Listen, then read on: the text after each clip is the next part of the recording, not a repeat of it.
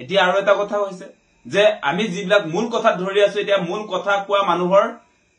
কথা বতৰাবিলাক আসল কথাবিলাক এটা টিভিত প্ৰচাৰ নহয় এটা টিভিৰ যিসকলে কষ্ট কৰি যিবিলাক সংবাদকৰ্মীয়ে বাতৰিবিলাক আমাৰ পৰা সংগ্ৰহ কৰে আমাৰ কথা বতৰাবিলাক যিবিলাকে ৰেকৰ্ড কৰে সেই সাংবাদিকসকলে তেওঁলোকৰ গাত দুখ নাই তেওঁলোকে কয় যে এনেকুৱা ইনষ্ট্ৰাকচন আহিছে চৰকাৰৰ পৰা যে এতিয়া কোনো সংগঠনৰ মানে সঁচা কথা কোৱা সংগঠনৰ বাইট নাবাজিব সেই ইনষ্ট্ৰাকচন আহিছে এইবিলাক এনে অহা নাই এতিয়া চৰকাৰ প্ৰশংসা কৰা মানুহৰ বাতৰিহে বাজিব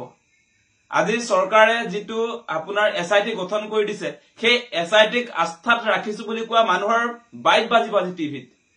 আজি সন্দেহ প্ৰকাশ কৰা মানুহবিলাকৰ আসল ঘটনাটোৰ সম্পৰ্কত যিবিলাক মানুহে কথা কব সেই বাইট আপোনাৰ টিভিত চলাব নোৱাৰে আজি সেই পৰিবেশ আহিছে নাম নলওঁ কিন্তু এই মুহূৰ্তত যিমান ইলেক্ট্ৰনিক মিডিয়াৰ আসলতে সাংবাদিক বন্ধু আছে সকলোৱে সেই কথাবিলাক জানে কিন্তু এতিয়া কি কৰিব উপায় নাই সকলোৱে জানে গতিকে এই মুহূৰ্তত আপোনালোকে কথাবিলাক বুজিবলৈ যত্ন কৰক মেইন কথা যিবিলাক মানুহে কৈছে সঁচাকে কৈছো আপোনালোকক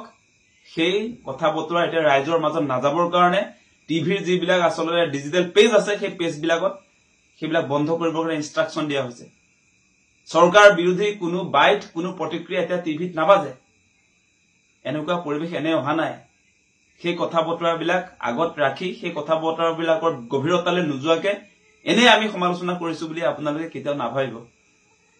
গতিকে আপোনালোকে দেখিছে যে চাৰিওফালে মুখ্যমন্ত্ৰী এইটো আপুনি দেখি পাইছে না আপোনালোকে মুখ্যমন্ত্ৰী লক্ষ্য কৰিছে না একেদিন মুখ্যমন্ত্ৰীৰ গালখন যে কলা পৰি গৈছে আপোনালোকে লক্ষ্য কৰিছে নাই এইটো এনেই কলা পৰি যোৱা নাই মানে তেওঁ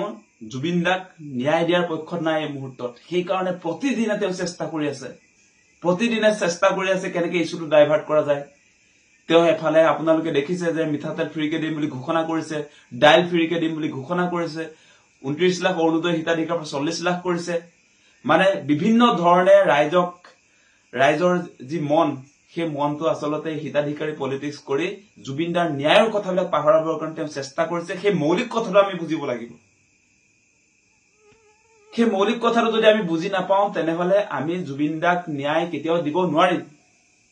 সেই কথা বতৰাবিলাক আহিছে আজি যি প্ৰতিবাদ হৈছে সামাজিক মাধ্যমত যি ধৰণে প্ৰতিবাদ হৈছে আজি #JusticeForJubinGarg সেইটো এটা ডাঙৰ মুভমেন্ট সেই সোশ্যাল মিডিয়া মুভমেন্টক ৰুধিবৰ কাৰণে এতিয়া হিন্দু মুছলমানৰ ৰাজনীতি আৰু এই সোশ্যাল মিডিয়া মুভমেন্টটো ৰুধিবৰ কাৰণে এই মুহূৰ্তত মুছলমানৰ জনসংখ্যাৰ কথাতেও আনিছে ৰাইজে খুধি আছে জুবিন দাক ন্যায় দিয়ক ৰাইজে দাবী কৰি আছে জুবিন দাক ন্যায় দিয়ক মুখ্যমন্ত্ৰীয়ে কৈ আছে মুছলমানৰ জনসংখ্যা বাঢ়িছে আমাৰ প্ৰশ্নটো ক'ত মুখ্যমন্ত্ৰীৰ উত্তৰটো ক'ত তালমিল আছে না সেই বস্তুটো চাওক আপোনালোকে তালমিল নথকা উত্তৰ যে তেওঁৰ আহি আছে আপোনালোকে সেই কথা বতৰাবিলাক চাব আজি তেওঁ চাকৰি দিছো বুলি বাহবা লব খুজিছে সেই কথাও কম এতিয়া চাকৰি দিয়া কথা আছিল ভাৰতত মেক ইন ইণ্ডিয়া প্ৰথমতে তেওঁলোকৰ প্ৰতিশ্ৰুতি আছিল যে বিদেশত যিসকলে কাম কাজ কৰি আছে সকলো ঘূৰি আহিব লাগে ভাৰতলৈ ভাৰতত নিৰ্মাণ কৰিব লাগে ভাৰতক নিৰ্মাণ কৰিবৰ কাৰণে যিমান পৃথিৱীৰ বিভিন্ন ৰাষ্ট্ৰত আমেৰিকা ইংলেণ্ড সিংগাপুৰ য'ত হওক সেই লোকসকল ভাৰতলৈ উভতি আহিব লাগে অসমলৈ উভতি আহিব লাগে ইয়াত কৰিব লাগে কাম সেই কথাই কৈছিলে কেনেকৈ এতিয়া জাপানৰ লগত চুক্তি কৰি বোলে 2 লাখ টকাৰ প্ৰলোভন যে দি দিলে দিয়া 2 লাখ টকা দৰমহা দিব 50,000 মানুহক 50,000 কৰ্মসংস্থাপনৰ বাট মুকলি কৰি দিছে চাকৰি দিব বুলি যে জাপানত চাকৰি দিব মানে জাপানত চাকৰি কৰিবৰ কাৰণে মানুহ নাযায় এতিয়া আমাক লাগে জুবিনদাৰ ন্যায় কিমান পলিটিক্স হৈছে সেই কথা বতৰাবিলাক আপোনালোকে অনুধাৱন কৰক বহুত পলিটিক্স হৈছে আৰু এই মুহূৰ্তত আপোনালোকক এটা কথা কৈছোৱে যে কোনো কাৰণতে প্লেস অফ অকাৰেজ ঘটনা সংঘটিত স্থানলৈ নোযোৱাকে এই তদন্ত প্ৰক্ৰিয়াৰ জৰিয়তে শ্যামকানু মহন্ত সিদ্ধাৰ্থ শৰ্মা যিবিলাক ব্যক্তিয়ে আমাৰ হিয়াৰ আমথু প্ৰাণৰ স্পন্দন জুবিন গাৰ্গ ডাঙৰীয়াক মৃত্যুৰ মুখলৈ ঠেলি দিলে সেই লোকসকল সেই কালপিতসকলক ফাঁসি কাঠৰ ওলমাব পৰা নাযায় সেই কথাখিনি কলো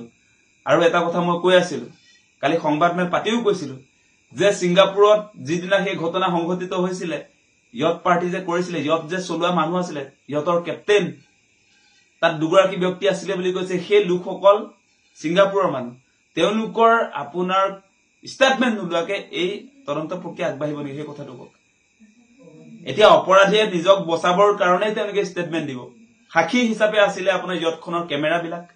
সাক্ষী হিচাপে আছিল আপোনাৰ ইয়তৰ চালকসকল তেওঁলোকৰ ষ্টেটমেন্টৰ অবিহনে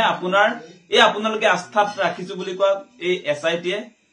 তদন্ত প্ৰক্ৰিয়া আগবঢ়াই লৈ গৈছে বুলি ক'লে আমাৰ নিচিনা মানুহে কেতিয়াও বিশ্বাস নকৰো মানে আৰু কোনেও বিশ্বাস ৰখা উচিত নহয় সকলো ৰাইজে বুজিও পাইছে এতিয়া